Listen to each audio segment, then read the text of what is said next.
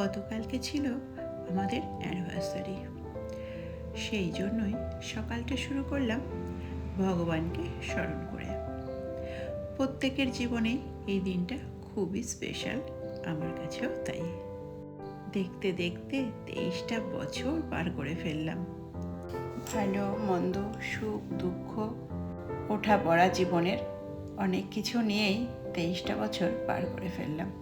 আমরা না সবার সামনে সবসময় ভালোটাই দেখাই বা ভালোটা দেখাতে হয়, আর মন্দটা সেটা লুকিয়েই রাখতে হয়। তো সংসার জীবনে ভালোও যেমনি থাকবে তেমনি খারাপটাও থাকবে, আবার সেই খারাপের পরেই ভালোটা আসে। তো এরকমই ওঠাপড়া নিয়েই জীবনটা চলে বা সংসারটা চলে। আমার জীবনেও তেমনি সবসময় যে খুব ভালো কাটিয়েছি সেরকম নয়, খারাপও কাটিয়েছি। যাই হোক, যেহেতু বিশেষ দিন, সেই হিসেবে আজকে বিশেষ কিছু হচ্ছে না।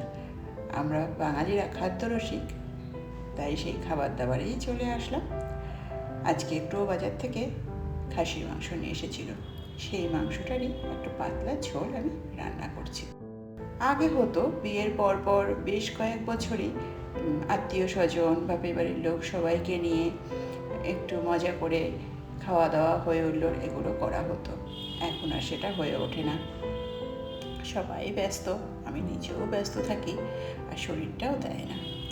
তো রান্না করতে করতে আমি বিয়ের পুরনো অ্যালবামটা নিয়ে একটু বসেছি, আর ফটোগুলো দেখতে দেখতে ভাবছি জীবন খাতায় কতই না স্মৃতি জমা হয়ে আছে।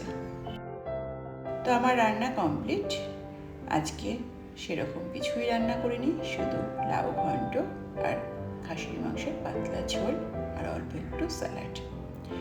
তো এটা দিয়ে আমরা দুপুরের খাওয়া দাওয়া শেষ করব। আজকের ভিডিওটা আমি এখানেই শেষ করছি। তোমরা সবাই ভালো থেকো, সুস্থ থেকো।